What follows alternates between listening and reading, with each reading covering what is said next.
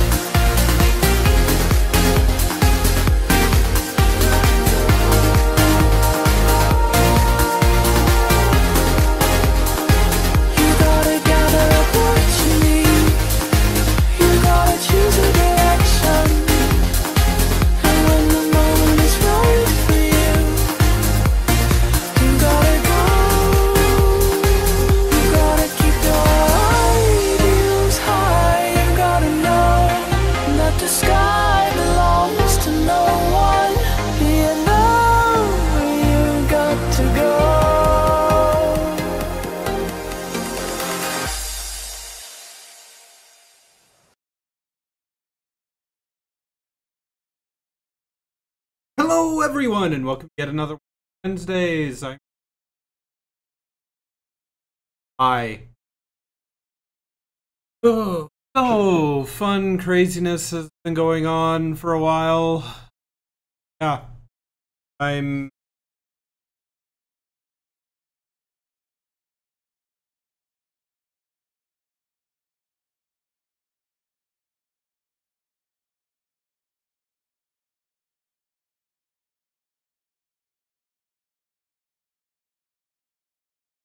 okay.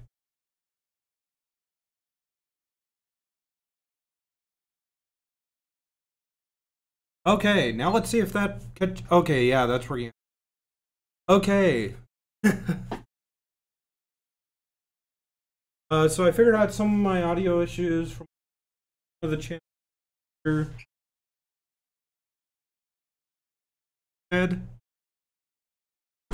Oh yeah. But luckily I have 6 more. So I just plugged into one of the other ones. Seems to be working okay. I hope that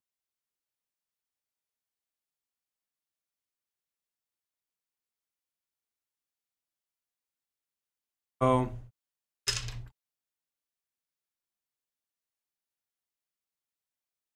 Oh yeah.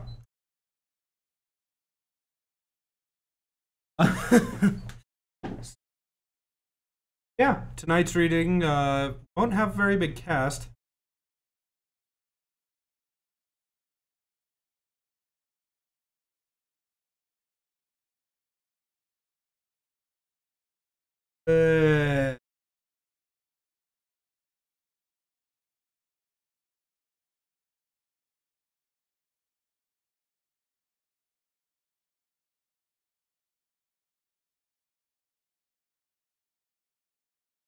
Let's see if that helps a little bit. Now I'm fully 100% expecting Lars to jump in the stream and tell me exactly what I'm doing on my gate here.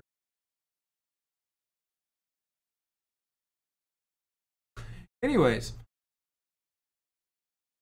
Just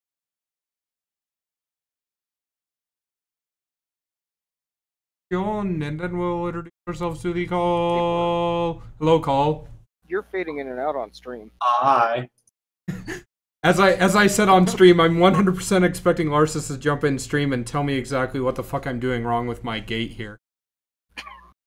Well, that's the funny thing is that your gate isn't affecting this end, so. Well, no, because it's in OBS, not in Discord. Faster attack, looser tolerances. Okay. You need to make that. You need to make that hole in the gate nice and wide and open. The issue is I can't have two. You need to make it really easy to get in and out. Okay. The issue is I can't make what are it we talking too about? wide, or We're else. storming the gates. Yeah, the issue is I can't make it too wide, or else it picks you guys. That's the reason why I put it in the first. Well, that's what they invented headphones for. Yeah, I don't have a pair of headphones in this house. Earbuds. Earbuds, headphones, Texas headphones. Just turn them down a lot. There, I have HS7s with the microphone behind it. That works. Yeah, that's the issue that I'm having at the moment. I mean, I guess Forrest did leave her preamp up there, and I could just go and use the manual gate and everything that's on that. I told her that I might be stealing her preamp while she's gone. Option 2, you just mute your mic when you're not talking. That worked. Yeah, that too. Yes, or last time it was a little bit more difficult due to the fact that I was narrating. But yeah. That's true. So, anyways, let's get introduced to everybody here. So, starting off, we have my wonderful co-host, Crazy Match Captain. I walked way too much today. My Fitbit probably says I walked, 8,000 plus steps. My legs hurt. Alrighty, and next up, we have our lovely fic editor, Double R Forrest. I would have made a joke, but someone here stole it. I will never miss an opportunity to seize all of the attention. And speaking of seizing attention, we have Larsis. I'm doing this here in my underwear. You're not the only one. That was more information than I needed to know. God damn it. Well, How do you think we you're feel? at least both wearing Fine. so you're not going commando. No, that's Double R Forrest's job. Fine. I'm taking care of it right now. And the best part is, I started stream on camera. Yay! Yes, you're going the full news anchor, aren't you? Have the nice suit top and tie perfectly done. Yep. And, yeah. Last but not least, we have the wonderful Datsmore. I'm classier than all of you people. I'm at least wearing underwear and pajama bottoms. What? What's the Cold in fun in Michigan. that? That's a little garish, don't you think? Yeah, it is cold. I was, while walking around today, I actually had a jacket on. It's not that cold. It was a nice day for a walk, and I like having a jacket on in the fall. So, question for the stream. Should I stick around and narrate or go back to listen to the Final Fantasy 15 soundtrack because I finally have a copy? You need to stick around and narrate because neither Cyril nor P1K responded to my Final Fantasy 15, got it.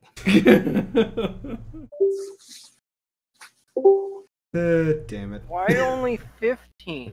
I mean, come on. Doesn't your goldfish have access to further ones out? Yeah. Coming to us live. They actually started just naming the Roman numerals now. So we've got Final Fantasy MCM XVII, which is 1907 for those of you who don't know that.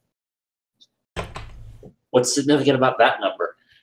It's the latest one that we visited and seen so far. Okay. Fun. Yeah, and we've got a little bit of time to stall here because Tic Tac is getting home from work at the moment, and we need him for From Scootaloo Kimmy again. Collins. Well, I'll give you a plot summary of Final Fantasy 1907 based on what we've seen so far. Based on this, you are a member of a secret group of assassins who are trying to take down the Templars, who have worked together to create a plot to take over the galaxy with a group called the Reapers. Why just the galaxy? Because they think small. They're Templars. What do you expect? Yeah, that's a fair point. Of course they would start up. And that will be their demise. And you and your team of Royal Guards get into a shuttle and go around the galaxy being base busters. Base busters? Yes, you take down bases. You bust them open. You are base busters. Oh, It's like Ghostbusters, but you're dealing with bases instead. so you're bunker busting. Except you're not. Yes. Oh, Okay. I see the My screen. connection to stream just died. What? Hmm. Oh, And it's and back now up we are now. dead. But, yeah. Interesting. Yeah, so today's story is going to have some interesting characters in it. It's got me and the narrator. Looks like Yeah. it's popping back up because I see the Twitch ad popping again. Let's see. And some poultry. Let's see. According to this, Datsmore is going to play Major Marquis Warren. Hey, Datsmore, can you give me your best motherfucker? Motherfucker. Okay, cool. CMC is going to be John the Hangman Ruth. I don't know who that is, but it's going to be fun! And Double R is going to be Daisy Damarug. Or Damergue.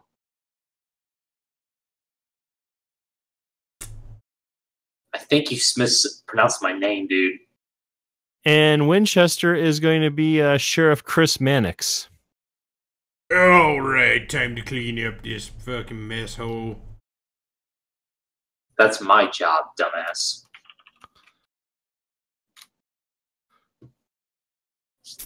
God damn it, the shotgun's upstairs.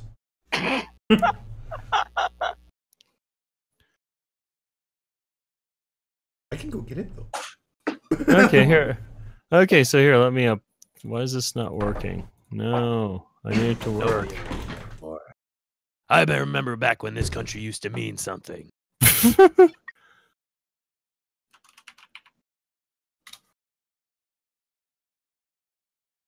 So apparently the fence, just out back of my house has a hole in it, and the yard that fence goes to only has 3 dogs. So those 3 Oh, dogs. good, we're back. Somebody just loaded their toaster. I got to meet the 3 dogs. Yeah, the toaster repair pony came in and got it all fixed up. Now I can really Yes, win. the toaster. It's apparently Firefox that doesn't want to do the thing. I'm sorry, toaster. Alrighty, and we have everybody. We can start now. What? Trying to eat. Okay, we're going to go ahead and make some changes to this. Wait, Okay. wait. Tic Tac, I have one question. What? Where's Toe? In the pit. Why would he be there? Ask Datsmore. That's more. Why is Toe in the pit? Because he had to go get my sandwich. All right. You monster. So now I'm curious. Is Lars actually making edits to the document, or? Okay, so I'm going to go ahead and start here based on that. Oh, and Tic Tac, you're going to be someone else here. Anyway, What? cut from black to 70mm super scope wide shot of Wyoming exterior. Oh. White winter Wyoming mountain range, snowy day. A breathtaking 70mm filmed, as is the whole movie. Snow-covered mountain range. A staggering open vista set to appropriately nerve-jangling music. Then in the bottom left of this big 70mm super scope frame, we see a stagecoach being pulled by a team of 6 horses. Rip snorting This is a through the hateful bottom of the dude. landscape. What? Hateful Eight. Definitely Hateful Eight. Yeah, that's what we're doing, right? Yeah. Yes, totally, I thought- 100%. Already I have a Morricone, script for that's- that. that's Dude, I would totally read that. Yep. And just for reference, Erno Morricone is the man behind the music. Go check his shit out. It's good stuff. Okay, Yeah, Ennio's if awesome. somebody can give me a script, we can read it. Okay, here you go. He Okay, has if it. somebody can give He me a has it. script, we'll read it next week. I have the soundtrack on vinyl. Nope, I've heard it. I've already heard it. I will play the part of the horses.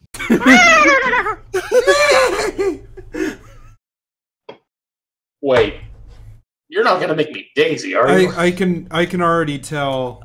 We already made you Daisy, but we can make Tic Tac Daisy. Oh god.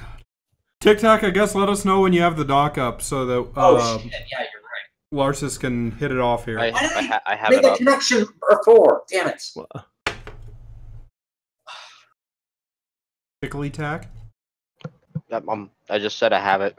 Okay. Mind So me, I I'm get literally stuffing my face full of pizza because I haven't eaten in like 12 hours. That doesn't Okay. sound like so I guess Larsis, it's on your ready. Awesome. I am ready as well here. So today's story is The Hateful Eight by Rylan Krios. I will be your narrator. Scootaloo will be played by Tic Tac, Rarity by Datsmore, Autumn Wing by Winchester, and Double R Forest will be playing Trixie. You dick. Depends on what? After their little talk, Rarity left Scootaloo alone so that she could prepare dinner. But when she got to the kitchen, she had the belated realization that she hadn't actually ever read this before. I just messed up in my head.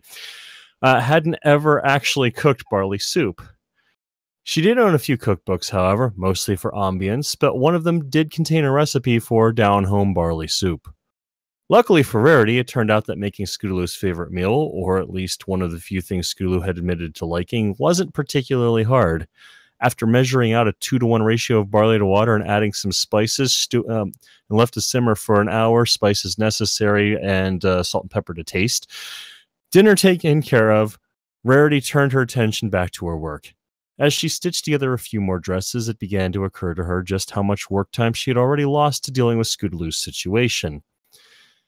She had gotten involved a mere 24 hours ago, and she was already more behind in her work than she preferred.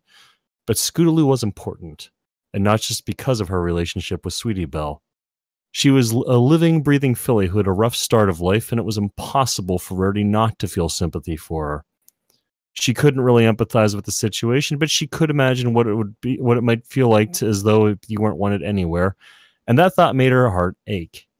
Before she could finish the order, she was working on a shrill ding from her kitchen timer informed her it was time to check her soup.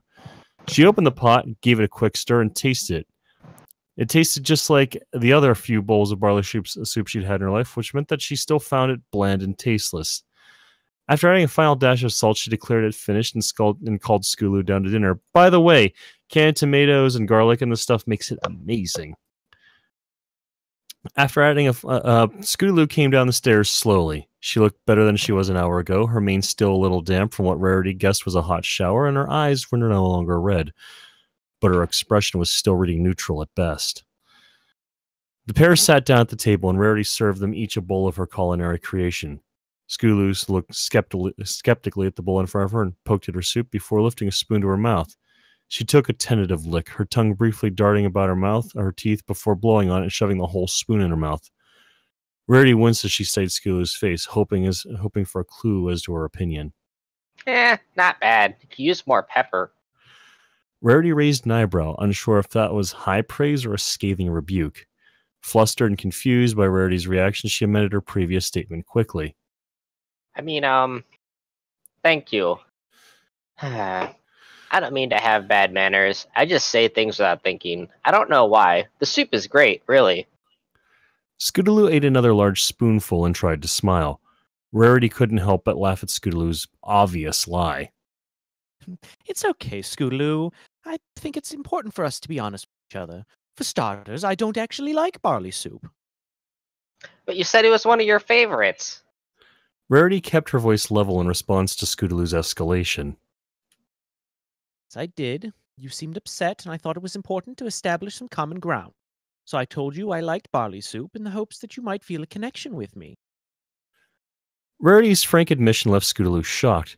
She had never heard an adult admitting to lying so readily before, and she'd certainly never heard them justify it in such an open way. Unable to respond, she turned her attention back to dinner. The two continued their meal in relative silence, Scootaloo not knowing what to say and Rarity not wanting to risk setting off another tantrum. As Skulu finished her soup, Rarity took advantage of the lack of banter to steer the conversation down the path she wanted. I owe you an apology, dear. It was uncouth of me to broach the subject of my visit with Autumn today without giving you at least a moment's warning. Scootaloo nodded cautiously, her body going completely still as she drew in a sharp breath. Only the slight twitching of her ears betrayed any emotion as she waited for the next part of Rarity's sentence. But we do need to talk about your living situation. Rarity finished as gently as she could and waited for Scootaloo to indicate she was ready to talk. Scootaloo's face grew red, and Rarity mentally prepared herself for a verbal onslaught again. But Scootaloo didn't say anything. She just sat there, her expression growing increasingly despondent. From Rarity's perspective, it appeared as though Scootaloo was arguing with herself. Rarity could imagine exactly what the content of Scootaloo's debate might be, but she fervently hoped that she had an advocate somewhere in there. Eventually, Scootaloo spoke again. Fine. What do we need to talk about? Well, for starters, he's agreed to let you stay here until we can find a home for you in Ponyville. Rarity's summation wasn't exactly true, but it was close enough. Scootaloo smiled, though her eyes betrayed her true emotions. Great. What else do we need to talk about? This is all rather new to me. Perhaps you can tell me a little bit about the process? Scoots shrugged. It depends. Rarity suppressed her growing frustration. At some point, Scootaloo would have to be more expressive. But for now, she hadn't shut down, so Rarity pressed onward. Depends on what? Well, sometimes when there's a family that might want to adopt me, Autumn takes me to the full services office and introduces us. There's a room with some games and some coloring books and stuff, and we just kind of hang out for an hour or so. Scootaloo spoke softly, her eyes darting around the room, never settling on the same spot for more than a few seconds. Hang out? Yeah, no one really talks about adoption. Autumn says it's just so they can get to know me and I can get to know them. I see. Then later, I guess if they like me, we spend another afternoon together, this time at like a park or something. After that visit, Autumn asks how I'd feel about living with them. I usually say it'd be fine. It's not like I have ponies lining up to take me in. Rarity placed a hoof on Scootaloo's shoulder. And how do you feel about all that? The gesture stirred something within the little filly. For the first time, Scootaloo looked directly at the mare talking to her. I don't really like it. I always feel like they're always judging me. Like, if I do something wrong, they don't want me. I shouldn't have to audition to be part of a family. She took a deep breath and shook her head. When she finished, she seemed calmer, though sad again. It'd be different if I could fly. Unsure of exactly what Scootaloo could mean, Rarity asked for some clarification. Why do you say that, dear? If I could fly, Rainbow Dash would adopt me. The statement was delivered so sincerely, as though Scootaloo was reporting that the sky was blue. It took all of Rarity's self-control to pretend to agree with her, lest she radically alter Scootaloo's worldview for the worst. I see. Have you talked to her about this? Well, no. But that has to be the reason she hasn't, isn't it? I mean, she lives in a cloud house. It'd be unfair of me to expect her to move. But if I could fly, then I could live in the cloud house with her. She already said we were sisters. Rarity was unsure how to respond, but she did make a mental note to have a very serious talk with her friend later. Luckily, there was a chance to change topics. You said sometimes, dear. What happens the other times? Oh, sometimes Autumn just tell me that I'm gonna move. That's how I ended up at Mrs. Huffington's. And what happened with the family in Baltimore. I don't really know why some families meet with me first and some don't. Rarity wanted to ask more questions, but decided to err against turning this into some sort of interrogation. Scootaloo was being as open and honest as she'd ever seen. She didn't want to risk shutting that down lest she lose any progress she'd made. Well, you're living here now, and if we are going to find you a home in Ponyville, you should have a say in where you live. Scootaloo shrugged again. It won't make a difference anyway. Rarity was about to interject when she remembered the promise she'd made barely an hour ago. It seemed for the time being Scootaloo was entitled to her fatalistic worldview. Before she could say anything, Scootaloo spoke up. I still shouldn't have to help in your dress shop, and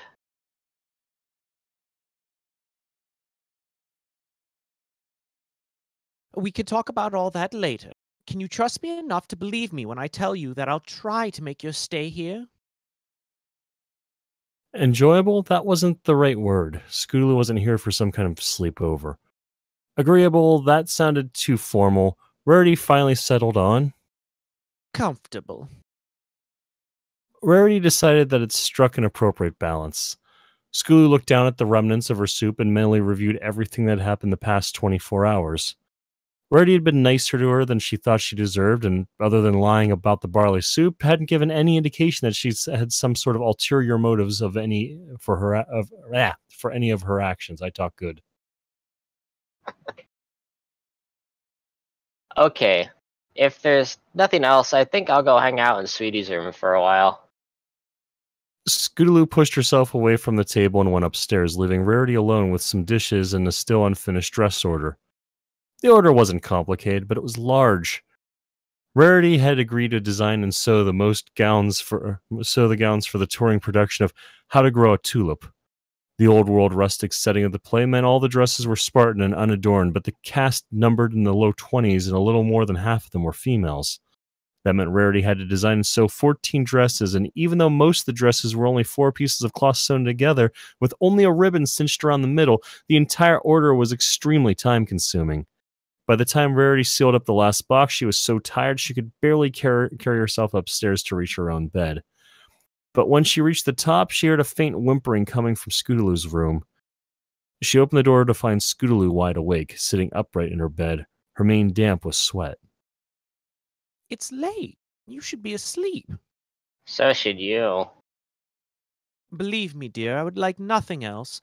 But since I'm here, is everything okay? Everything's fine. I just have trouble falling asleep sometimes. It didn't take a pony with Rarity's pony reading skills to see that Scootaloo was anything but fine. That's weird. Both was anything but fine. That is weird wording. Anyway, her breathing was noticeably shallow, and though it was hard to see clearly in the moonlit room, Rarity would swear that she looked pale. Remembering her earlier promise, Rarity didn't press for answers. Instead, she simply walked over to the side of the bed and sat down on her haunches. Sweetie Belle has trouble getting to sleep sometimes. Would you like me to do what I do for her? Scootaloo cocked her head and nodded, more out of curiosity than anything else. Rarity lit up her horn, and a faint blue glow began to envelop Scootaloo. She instinctively started to struggle, but quickly realized that the tingling warmth she felt was not dangerous. Rather, it felt like she was being gently swathed in a soft blanket. Rarity took notice of Scootaloo's bewilderment and offered a brief explanation.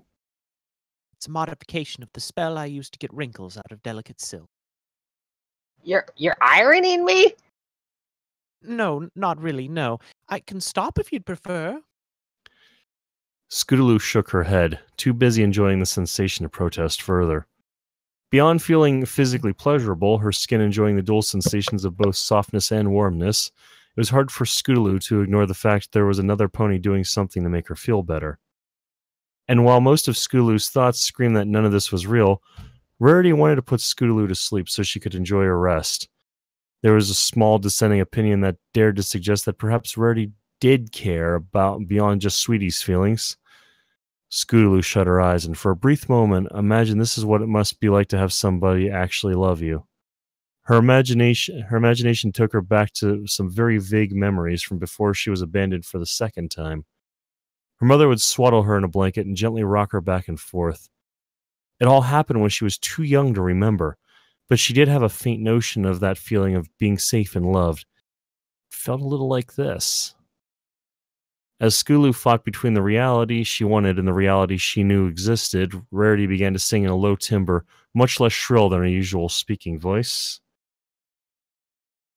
I know a little filly, I see her every day, and though it may sound silly, she keeps the night away. 'Cause when she cries, it's not some ornamental sigh. When she breathes, it brings the world to its knees. But when she smiles, it's when she smiles. What? Now she's the light I long for. She's the light I see. Long as the moon rises, I'll have dreams of Scootaloo. That doesn't rhyme. And the Grammy Award for Best Singer in this production goes to Datsmore. Yay! Scootaloo let out a yawn and God. Scootaloo let out a yawn and snuggled more firmly under the covers, the combination of Rarity's spell and the gentle lullaby alleviating some of her previous stress. Well, when Mother sang it, the line was Dreams of Rarity. Rarity replied, stroking Scootaloo's mane gently. Scootaloo instinctively leaned into Rarity's hoof and shut her eyes, finally giving in to her exhaustion, and maybe a little bit of her fantasy. Okay, I almost yelled that chapter title because it was in all bold, by the way. Do it anyway. Which is it? Thanks to Rarity's lullaby, Scootaloo fell quickly into a deep slumber. Even so, Rarity remained in the room long after it was clear that the orange filly was temporarily at peace. As she watched Scootaloo sleep, she recalled the last time she had stood in this very room watching a very different filly sleep soundly. It had been a few years ago when Sweetie Belle was staying over for the first time since she moved out of her parents' house. Their parents had gone on a cruise, and Sweetie Belle was overly excited about spending an entire week with her favorite big sister. Naturally, as soon as she unpacked, she came down with a terrible case of colic. It was fairly manageable during the day, but the persistent cough and chest ache left Sweetie Belle unable to sleep for more than a few hours at a time. Sweetie had done her best to put on a brave face, but Rarity winced empathetically. One second. Empathetically every time Sweetie was overcome by another coughing fit that left her writhing in pain. Eventually, after many applications of vapor rub and honey-sweetened tea, Sweetie had drifted off to sleep, but Rarity spent that entire night watching over her sister in a sort of vigil, as though her presence could ward off further suffering. And here she was again, standing guard under the delusion that her mere presence meant something to an unconscious filly. Eventually, she realized that was the only thing that was accomplished by her standing in front of Scootaloo's bed was that she would be tired tomorrow, so she pulled a blanket up over the filly's shoulders and went to her own room to try to salvage what little sleep she could. The next morning, Rarity poured herself an extra-large cup of coffee with a double shot of espresso. She has an espresso maker? Huh. I do, yes, thank you. Okay. Well, share. But even that wasn't enough to completely nullify the effect of her restless night.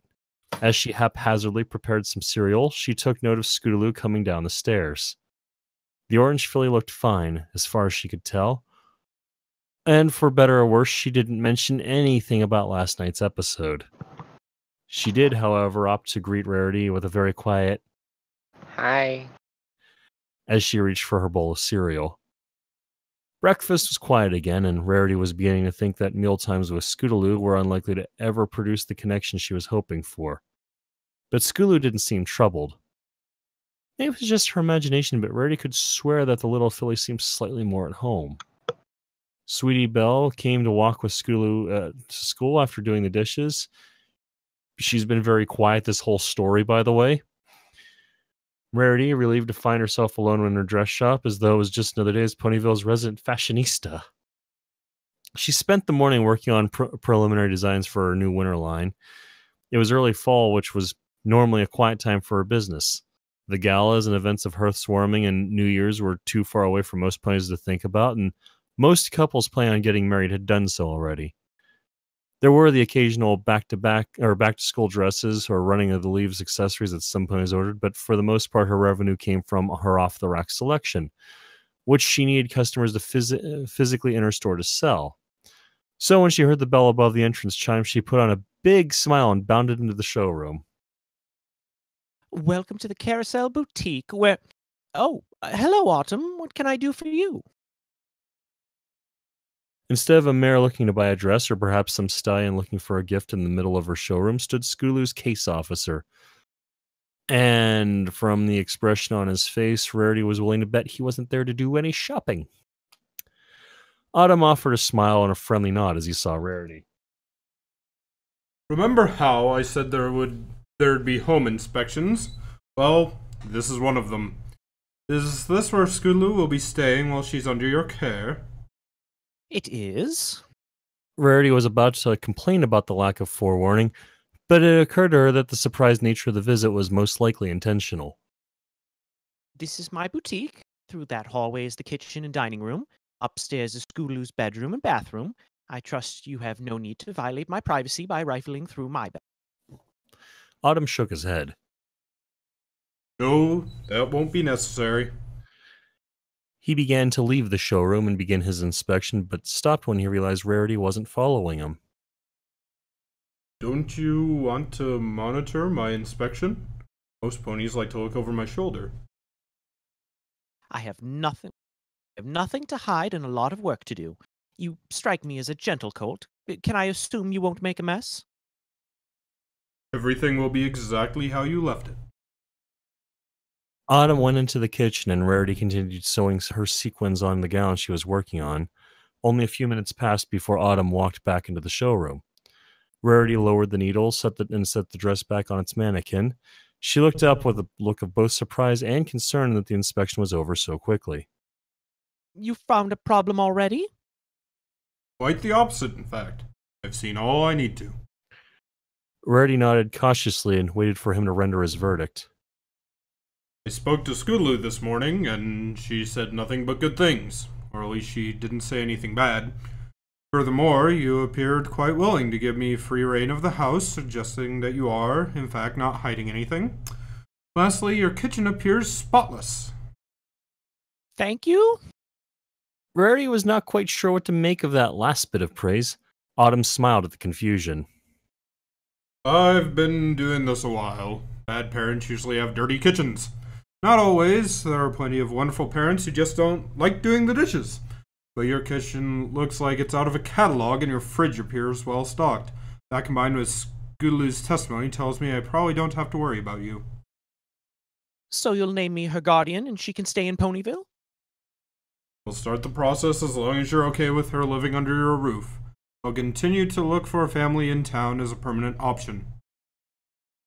Rarity felt a small measure of relief wash over her.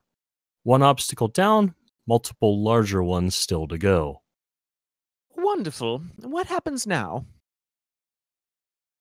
What do you mean? I spoke with Scootaloo last night about how sometimes she meets with ponies who might want to adopt her and sometimes she doesn't. I was hoping you might clarify further. Ideally, we try and find a good match for any foal looking to be adopted. Schedule playtime helps us do that. But when a family decides it's not going to work out, we feel it's best to remove the foal from the home as quickly as possible. Less lingering negative emotions that way. So when she moved to Miss Hoofington's? The family she was with decided she just wasn't going to be happy there. Miss Hoofington takes in a lot of troubled foals. It seemed like a good idea. Rarity considered what she just learned and added it to everything else she already knew. There were more than a few things that she couldn't quite make sense of.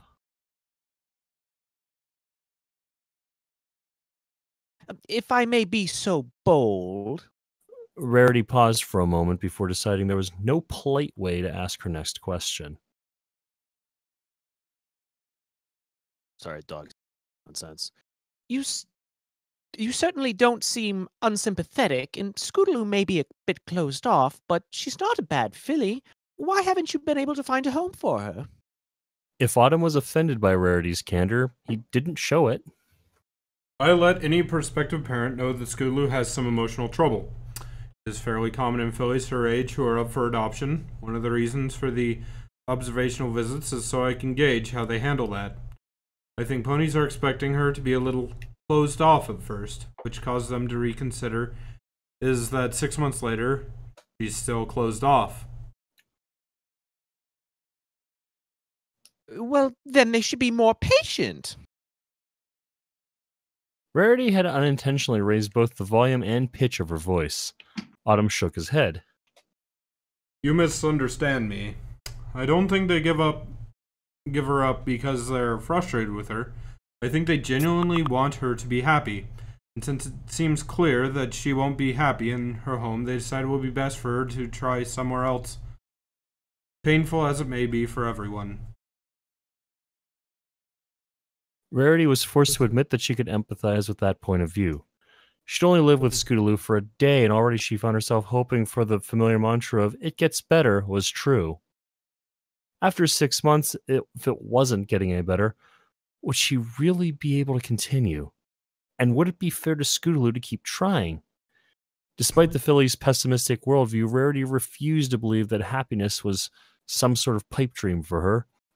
And that meant that somewhere in Equestria exists a warm, loving home where Scootaloo could find some measure of peace and belonging. But those were questions for another time. Right now, the present seemed more important than a distant hypothetical future. Have you spoken with Scootaloo about all this? Tried to. I think, after everything she's been through, she has a hard time believing that any pony could care for her. So when her foster parents ask if she wants to try somewhere else, she interprets that as them wanting to get rid of her. Poor thing. Yeah. Poor thing. Yeah. The two ponies just stood there, neither of them sure what to say next. Autumn offered by way of trying to move the conversation forward. I have other visits I need to make today. I'll check in with you two later. And well, I guess you know where my office is if you need anything. Autumn left, and as Rarity closed the door behind him, she was again hit with the oppressive weight of the undertaking she'd agreed to. A large part of her told her to grab the nearest carton of chocolate ice cream and hide under her down duvet for the rest of the day. She would have done so if it was not for the fact that her appointment book told her she had a fitting at 2 o'clock. She spent the next few hours working on a few dresses and selling the occasional off-the-rack item, but Scootaloo's situation was always in the back of her mind. She was about to drag herself out the door when she remembered that she had a house guest, so she wrote Scootaloo a brief note, placed it on the table in her foyer, and dragged herself to the house call. Rarity seldom second-guessed her choice of profession. She adored fashion, and her work generally garnered praise. But there was one aspect of her job she wished she could delegate to another pony, and it was fitting sessions. As a creative pony, had to conform to her clients, had to conform her ideas to her clients' wishes. She was used to taking direction, even when that direction was so obviously a terrible idea. There were polite ways of gently letting a client know that despite how much they loved mauve, it simply did not go with turquoise, and no amount of flowers was going to change that. But despite all her best smiles and euphemisms, she simply hadn't found a tactful way of letting a client know they had not dropped the 4 dress sizes they were planning on. Rarity wasn't superficial. She believed that every pony was beautiful. In their own protest against the superficial nature of the fashion industry, her dresses were always modeled by normal-looking ponies, not waif-thin runway models. But when she demanded a client make a size 4 dress despite being clearly a size 6, that's when she ran into problems. Her fitting with a golden-coated mare named Honey Pie, no relation to Pinky, and most of the time Rarity had a perfectly wonderful relationship with her. She was sweet, as her name suggested, and always paid her bill on time. But she was always trying the latest fad diet, swearing this one was going to be the one that stuck. And that meant every time she ordered a custom dress, Rarity would take her measurements, and Honey would insist that Rarity take a few inches off everywhere, so when the dress was ready in a couple months, it would fit the new Honey Pie perfectly. Then a couple months would roll around, and Honey Pie would either find a dress that was too small for her, or she would yell at Rarity for not following her instructions. Rarity had considered lying, telling her that the size 8 dress she was wearing was really a size 4, but being dishonest with the customer was exactly the kind of word-of-mouth Rarity didn't need for her boutique. Her prices were already high enough that customers figured they were paying extra for the service.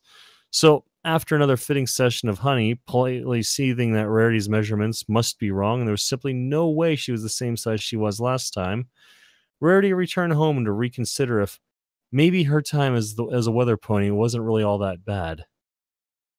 She opened her door and headed straight for the kitchen, only to find cupcake crackers strewn about, and a half-empty box of cupcakes sitting on her kitchen table. The telltale sounds of hooves on tile coming from upstairs told Rarity that Scootaloo was most likely upstairs. Would you like to explain to me why there are cupcake wrappers all over my kitchen, Scootaloo?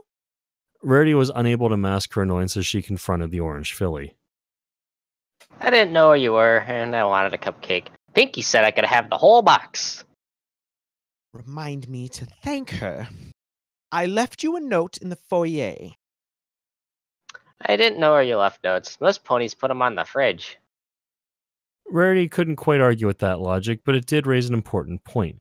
Scootaloo was clearly going to have to get settled in, and that meant that things like where Rarity left notes and other details would need to be ironed out. I think now would be a good time to discuss the particulars of your living here. I don't want to do chores around the shop.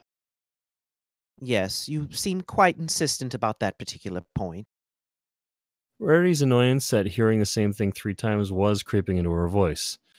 She took a breath and reminded herself that Scootaloo was not the pony who'd spent the past hour and a half disparaging her measuring skills.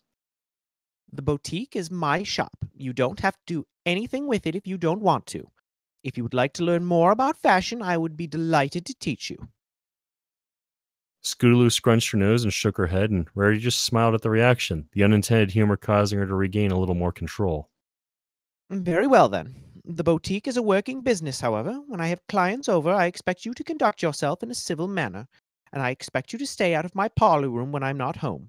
There's nothing in there but fabric and sketches anyway. Does that sound agreeable to you? Scootaloo shrugged. Fine with me. And now you're going to tell me that I need to do the dishes and keep my room cleaner or send me away, right?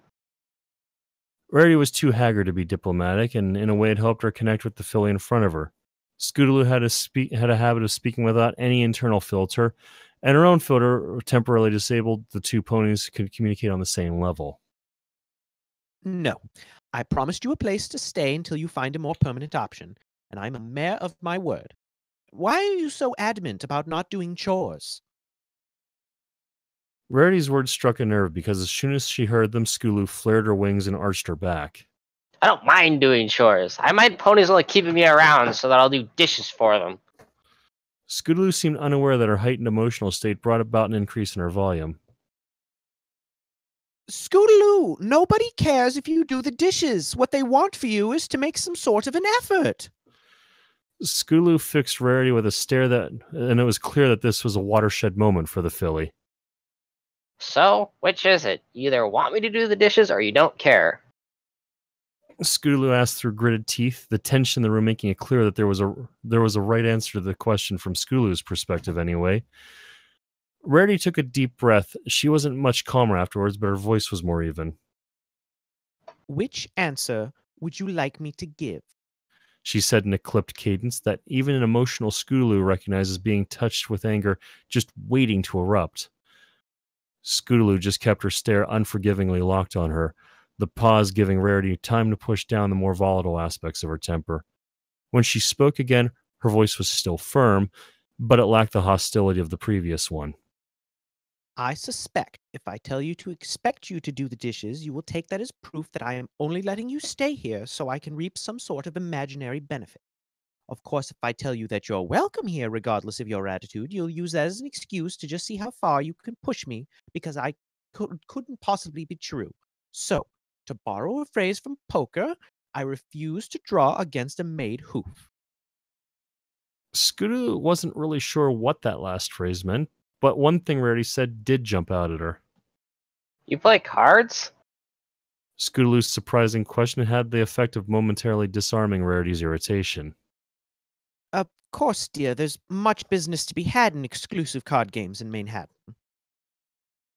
Rarity chuckled and softly and faux dramatically placed her back hoof on her forehead. And most stallions are only too willing to invite the poor little mare from Ponyville who clearly doesn't realize what she's getting into. It's actually kind of cool. Scootaloo then proceeded to burst out laughing at the idea of smug Stall Street stallions, watching in horror as Rarity politely collected her winnings. Scootaloo's laugh, filled with childish joy, was infectious, and Rarity couldn't help but join in. If you're interested, I could teach you. Rarity said after the laughter had died down, the previous tension having all but dissipated. Maybe that'd be okay. Skulu looked down at the floor. And maybe I could do some of the dishes occasionally. Hey, Skulu, I need you to check those DMX addresses. Okay. Look out the window. Given that There's Skulu nothing had there. agreed... Well, clean it then. Given that Skulu had agreed to possibly help out for future chores, Rarity decided to cut Skulu some slack this one time and clean up the mess presently in her kitchen. She left Skulu to her own devices and began the process of returning her kitchen to its usual immaculate state. She also had a hunch that she might need some tea soon, so she put on a kettle on a very low flame. Waiting for the inevitable, she picked up the cupcake wrappers and wiped her counter free of crumbs and remnants of frosting. She was just about finished when Scootaloo came walking into the room, awkwardly clutching her barrel with one foreleg and looking decidedly distressed. I don't feel so good. A conflicting mix of emotions ran through Rarity. She was certainly sympathetic towards the filly who was probably dealing with a rather nasty tummy ache, but another part of her reason that Scootaloo's current distress was entirely of her own doing, and therefore somewhat disturbed. Do you think that's because you ate 6 cupcakes in one sitting? She asked with a knowing raise of her right eyebrow. Scootaloo shrugged, the action causing her to grimace in pain. I don't know, maybe. They tasted so good. As if to punctuate her point, the shrill whistle of Rarity's kettle pierced the air. Why don't you go lie down? I'll bring you some ginger tea. It will help make you feel better. Rarity's sympathy had outweighed her less charitable thoughts. Skulu didn't have it in her to argue even if she wanted to. She stumbled toward the couch and climbed up, lying on her back, her wings propped under her for support. Rarity brought her a steaming mug of tea, using simple levitation to set it down next to her. Skulu sniffed the tea warily, but after finding the smell not terribly offensive, she cautiously took the mug between her hooves. Using her hoof, Rarity traced small circles around Skulu's belly, just like her mom used to do for her when she was sick, while Skulu sipped the ginger concoction. Scootaloo flinched at the unexpected touch, scrunching her back legs in an effort to shield herself. She glanced up from behind her mug, her face a mixture of fear and apprehension. Rarity immediately began to grow concerned that even a simple touch elicited such an alarming reaction to the little filly. But Scootaloo was in pain now, and was not the time to delve into her troubled psyche. Rarity stopped her motion, letting her hoof rest comfortably on Scootaloo's stomach, and rolled her eyes as though Scootaloo were merely playing some sort of game. Really, dear? I promise I won't hurt you. She said, hoping that her tone carried her message as much as her words. Scootaloo slowly straightened her back legs, keeping her eyes solely fixed on Rarity, leaving herself vulnerable once again. Approval tenuously granted, Rarity gently resumed her motion. That's better. Now then, I wager you should spend a quiet evening at home. Perhaps you would like something to read? Despite the soothing nature of the tea and Rarity's gentle touch, Scootaloo still balked at the word home. She didn't have a home. She never had a home. She'd a place she could hang her helmet and 4 walls that kept the cold out. Homes were places you felt wanted. Homes were things that other ponies had and took for granted. But she was in too much pain to protest, and a book would give her something to focus on that wasn't the twisting knot in her stomach. She nodded meekly. Have any daring do? Rarity shook her head. As a matter of fact, no. Sweetie called them, what was it? Derivative and insipid. Rarity said with an apologetic smile. Scootaloo didn't know what those 2 words meant, but there would be time to look them up using an actual dictionary later. Rainbow Dash liked Daring Do, and that meant that Daring Do was the opposite of derivative and insipid. Unless that meant good, in which case Daring Do series was both the most derivative and insipid books ever. Sweetie Belle enjoys a series of books called The Dresden Files. They are about a unicorn in Shikoltko, which uses his magic to fight all sorts of monsters, I think. In any case, Sweetie seems to enjoy them. Would you like to try one of them? Stories about magic-wielding unicorns weren't exactly Scootaloo's favorite genre. She preferred action-packed tales about Pegasi, but she'd rather read about monster fights than any of the books about fashion she was sure Rarity had lying around. Also, Sweetie Belle apparently liked them, so maybe that would give her another shared interest with one of her best friends. In her more private moments, Skulu often worried that she didn't have much in common with her fellow crusader. She wasn't a brainiac, and of course, she couldn't do magic. She shared a love of the outdoors and taking a risk with Apple Bloom, but Sweetie always seemed like she was more a willing participant than an active one in those adventures. They hadn't been both if they hadn't been both searching for their cutie marks, she struggled to imagine what she and Sweetie would do together, and thought worried her. Sweetie was one of her best friends, a fact that she had proven time and time again, not the least of which was her being the only reason Skulu was not lying on a couch in Ponyville and not in Baltimore. That'd be okay. If Rarity noticed the pain in Skulu's response originated from worrying about one of the few relationships she valued, not her current internal intestinal discomfort, she didn't say anything. Rarity selected the first book in the series from its spot on Sweetie's bookshelf, vaguely and ominously titled Stormfront, and brought it along with a blanket over for Scootaloo. Do you need anything else?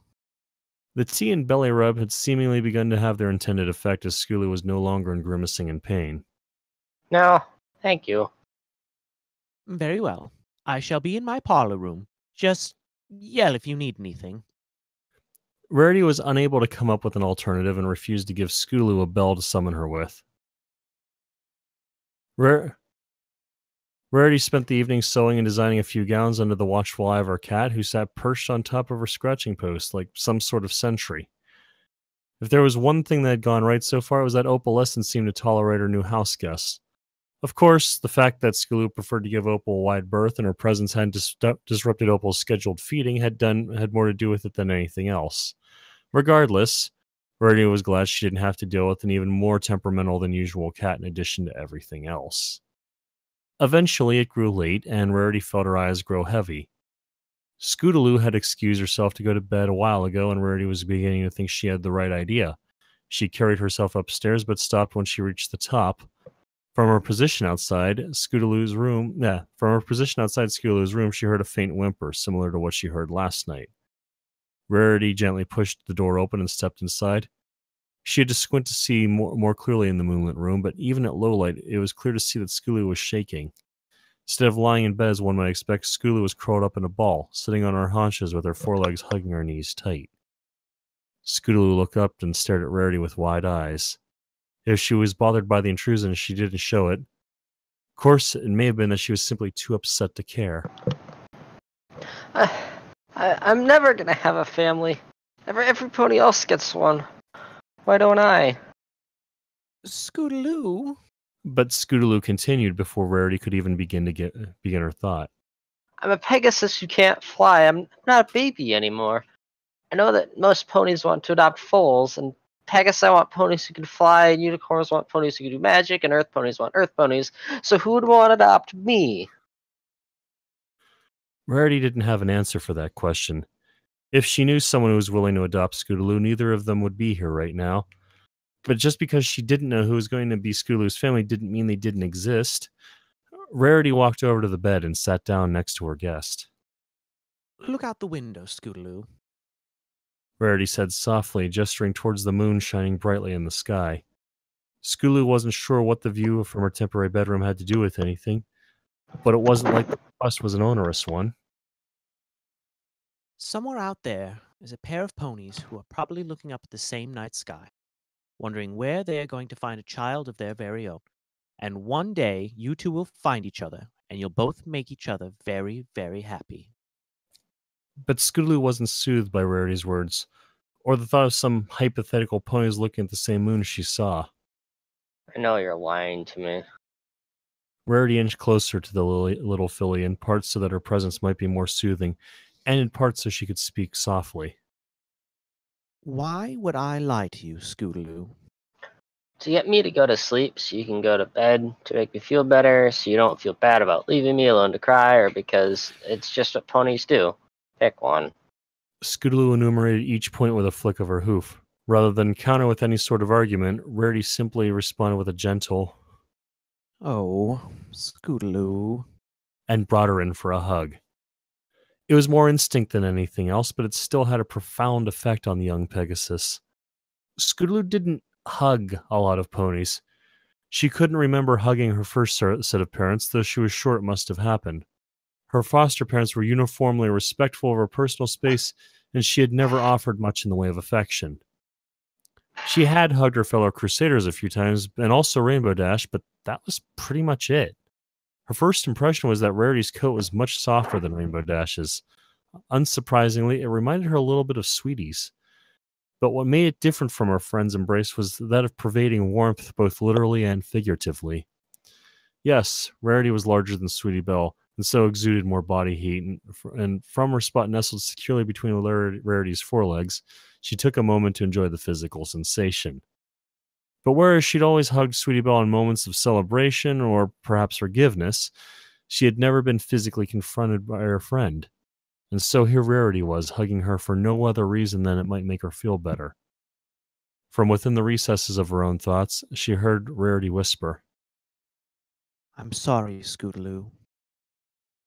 She wasn't sure what Rarity meant, but between the hug and the apology, it was getting harder for Scootaloo to maintain the belief that Rarity was being kind only as a favor to her sister. The emotional wall Scootaloo had erected to protect herself still stood thick and strong, but a small crack emanated from one of the cornerstones. And I get a phone call now. After a long moment, Rarity released Scootaloo and allowed her to reestablish her personal space. Hello? Yeah, sure. That's far. Oh, sorry. Does this happen often? Does what happen? Crying alone at night? Be right back. 1 sec.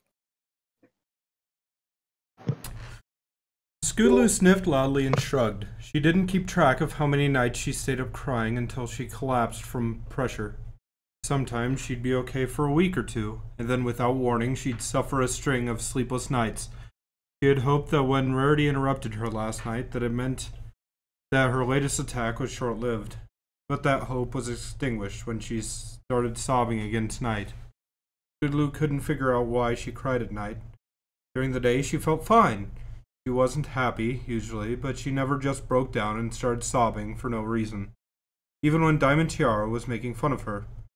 Scootaloo prided herself on keeping a stiff upper lip, but at night, when she was alone, and there was nothing to distract her, she would be hit with a wave of intense sorrow, and that feeling kept repeating the same 5 words. You deserve to be alone. And so she cried.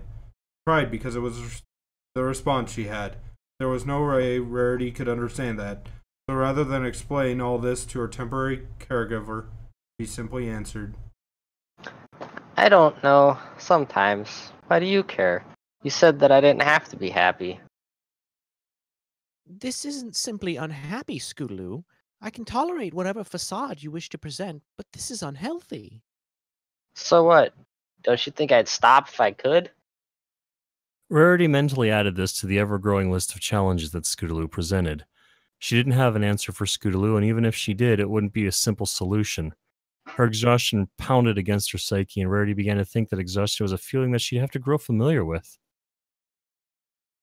We're not going to solve this tonight, dear. Would you like another lullaby? That seemed to calm you yesterday. Scootaloo shook her head, but then she looked up at Rarity with her eyes settling on the bed beneath her, almost as though she was embarrassed. But do you think maybe you could do that thing with your horn? She spoke quietly, not daring to let Rarity see the vulnerability in her eyes. Rarity responded with a tender, Of course, dear. and proceeded to light up her horn. Scootaloo was again enveloped in a soft blue glow, which had its intended effect.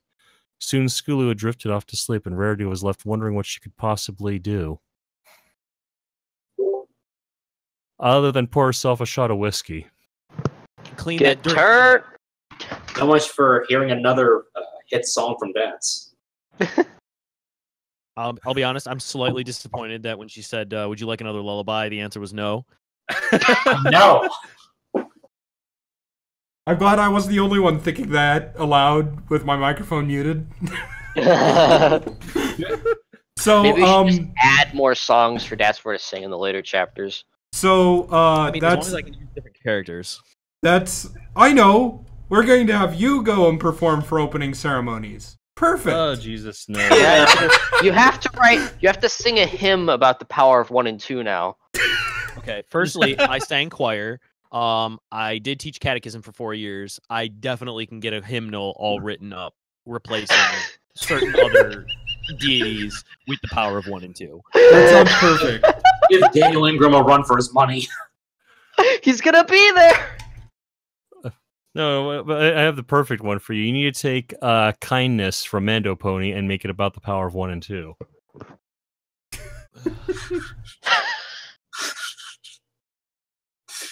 All right, let me do some research here. Into kindness or the power of 1 and 2? Well, 1 and 2, I know frontwards and backwards. I'm not going to talk about it right now because I really need to B, keep that for next hymnal when we're all together, obviously, because just doesn't have the same power when you're not all in the same place. But This is true. Kindness also, yes, that's not necessarily in my my repertoire. The power of 1 and 2 is not of that one of kindness. It's about harsh realism of the life that is around us, which does not always include kindness in itself. So some research all around. Well, you use the bathroom. I have to hop off here and take care of some things. So have Same. fun. All I'll be right. back. Bye, Larsus. yeah, Wanna do a shout-out? we always do shout outs on these things. So the shout outs today are to the power of 1 and 2 and to I don't know, Quentin Tarantino for providing us with next week's screenplay. All right. Later. When you get to hell, tell him Dave sent you. Have fun. So, Double R, I task you with, for next week, getting the cast list pulled up for that, and, yeah. You really want me to do this? Oh my gosh. Let's put it this No, we way, if you absolutely do, do it. I will do my damnedest to, get, VAs for everything.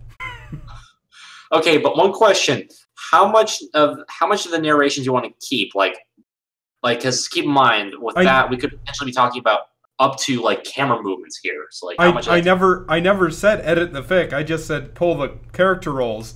Lars was the one wanting to do this, so he can narrate every single little thing. Well, that's gonna. I mean, getting the characters is easy. There's less than 20 characters in this movie. Perfect. And that's Oh, where I already God. volunteered to be all 8 horses, or however many there are. Okay. All right. Firstly, that was a pun relating to the fact that the MLP script was on the other screen. If I am only a horse in this reading, you will hear from my union. What oh wait, union? you're a union? part of a union? Oh, I am not paid as much as I am paid in order to not be at least something else, like a tree or a rock. Well, I didn't realize you were part of a union. We don't hire union labor here. So yeah. You could be the that one Confederate general's son. You know, the one that gets killed. I mean, everyone dies. Yeah. No, Spoilers. no, we're talking about the one who walks in the snow nude for 2 hours and sucks Samuel Jackson's big black dingus before he dies. That's the one. I mean, you're the casting director here. I'm just, Okay. I'm just a voice. That's what you get. Actually, I'm the casting director. All right. Have fun. So yeah. So anyways, I think we'll wrap it up here. Kind of a early wrap up, but yeah, good reading. Next week, we'll be reading something. Oh, by the way, I should also mention it was found out last night doing some gaming. It appears my graphics card is dying. So until I can get some money put up to do that, or to get a new one of those, unfortunately, it could have come at a worse time. It could have came at the middle of the GPU Bitcoin mining bullshit like a year ago. Wait, how how does one know when your graphics die? Like, what's the it starts when you're playing a game that you used to run perfectly fine or isn't that intensive. All of a sudden, your computer starts doing weird crashes that aren't BSODs. Ah, okay. Yeah. So yeah, my trusty 970 I think is starting to give up the ghost. I'm thinking, depending on how much money I have, either going with a 1080 Ti or seeing if I can really get a lot of extra income and get one of the new fancy 2080 Ti's that are kind of gimmicky, but hey, it's the top tier graphics card at the moment, so I might as well make use of it, because I sure as fuck ain't buying a Quadro. Even though I'm sure Datsmore would probably be like, oh cool, but nothing more. I mean, kind of. I've got one of those at work. I will tell you, it runs Overwatch fantastically on a 4K screen. Ah, wonderful. Nice. How well does it play Fortnite though? Because everything's about I don't Fortnite play nowadays. garbage, so I don't know. Good job. Thank you. So, and no, that shotgun clicking was not anything we derived from Fortnite or anything, though. If I had to choose between the two games, I'd definitely pick Fortnite over PUBG and also over Overwatch. But yeah, I don't like mainstreamy games like Overwatch, Fortnite, PUBG, GTA 5. Some mainstream games are fun. Yeah, I mean, I guess Fallout. All of the Fallouts have been fairly fun. Skyrim's fairly fun. But yeah, no. So anyways, I guess we'll kind of wrap it up here and do shoutouts. So we shall have Tickly Tack.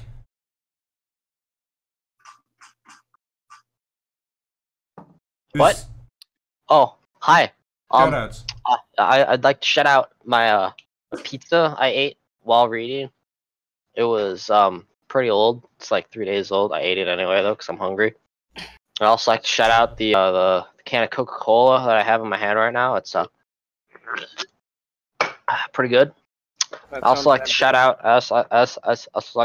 the 2 open bags of Cheez-Its I've got, because I need to eat those because I'm hungry. And I also like to shout out horses, specifically a certain mint green horse whose name starts with L and ends with Lyra. Yeah. Anyway, what's up, guys? Wait, so her name's Lyra? Yeah. All right. Is that the ambulance's name, perchance? The ambulance's name is Big White Thing. Wait, it doesn't have a name yet. You should I name it thought Lyra. it was Dwayne. Anyway, I gotta go because I gotta use the bathroom, and then I gotta work on like Ciderfest stuff. So, Well, have fun. goodbye. Have fun. Don't Good die. riddance. Bye, Winchester. Damn. Oh, your toast is Yeah, done. that toaster is something else. All right, and next up, that's more. Shout out to Winchester's toaster. It is clearly making some toast at a hardcore level. I don't know if he's sticking a whole loaf in there or what, God but damn it is some serious fucking toasting going on there. Shout out to the Dirty Window and my new espresso maker that is apparently in my boutique.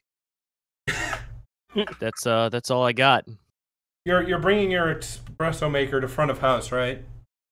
Oh, dude, I'm bringing frickin' I gotta get a hot water maker, and my French press coffee maker. And Perfect. I mean, I don't know what everyone else is doing for coffee, but that's what I'm doing. Actually, that's more. I think we'll have more room. I need you to bring it back and set it up around Monitor World. Nope. That'll be closer to your work area on stage, though. My work area is wherever I decide it is. I'm Detsmore. Thank you very much. Just manage the stage from your hotel room. Get like one of those things that the doctors use in the newfangled hospitals to like drive around and be like, "Hey, do this." No. Just put her on the moon. I'm sure it'll be fine there. That's fine. Anywho, All I'm right. out. I gotta pee. All right. And Double R, your shout-outs. My shout, huh? And if you Shout could just out leave it to- into CMCs, because I have to use the bathroom as well, so I'll be right back. Okay, shout outs to the lovely voice work, even from Dadsmore, who is a joke stealing son of a bitch, and as well to the Hateful Eight, Ennio Morricone, and all that jazz. That's a good movie, good music. That may there be fruit from that something. Yeah, and I think I'll just go because I'm just getting tired. All right, see you guys next week. Ta-ta.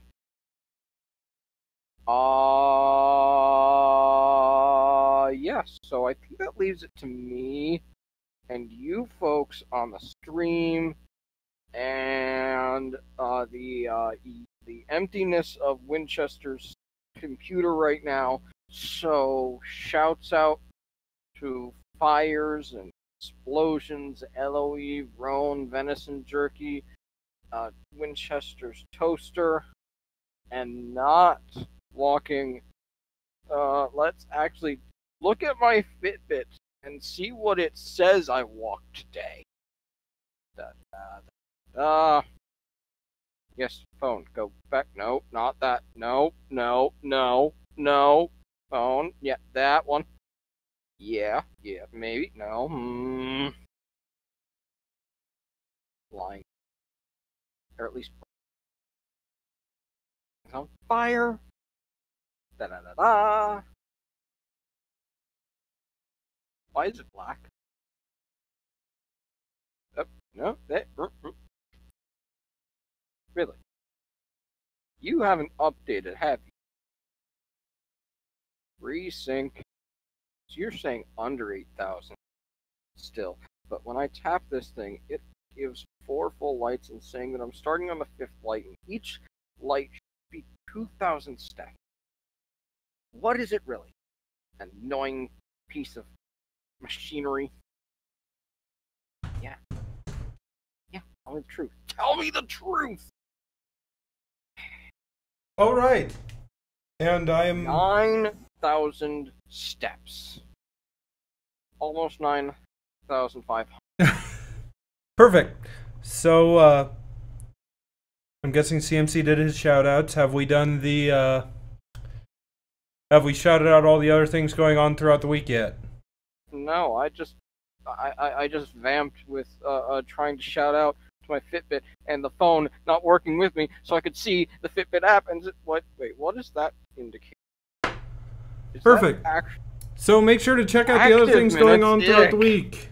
On Thursday, Sound Blast does his little ditty of whatever he does over on his Twitch channel, so go check that out. On Fridays, check out the Roan RPG stream. Roan is amazing and awesome, and I want to get my own campaign started up at some point, because that would be fun. And then, Saturdays, check out Creatures Gaming Meltdown. Sundays is Circuits Let's Play. Mondays, we have the... the Equestrian Flag Stop. And that is the pre-show to the Brony Show, where you can catch up on all your Brony news. And then there's an after party afterwards, so that's always fun. And then that moves us on to Tuesday, where not really too much goes on, but I think either Odyssey or Cyril or somebody streams. Go watch somebody. Somebody's always fun.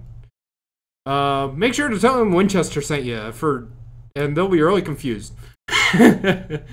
So yes, and then Wednesdays we have Winchester Wednesdays airing here at 8:30 Central, 9:30 Eastern, 10:30 Mountain, 7:30 Mountain, and 6:30 Pacific. And if you're not in one of the time zones listed above, yeah, I appreciate you too, but I'm not going to go through all of the different time zones. I've done that before. It is not fun. Time zones by going the wrong direction with your numbers. Yeah. So, anyways, thank you all for showing up. It's been fun. But I think go here, find the video. But anyways, I think it is time for us to all escape. Goodbye.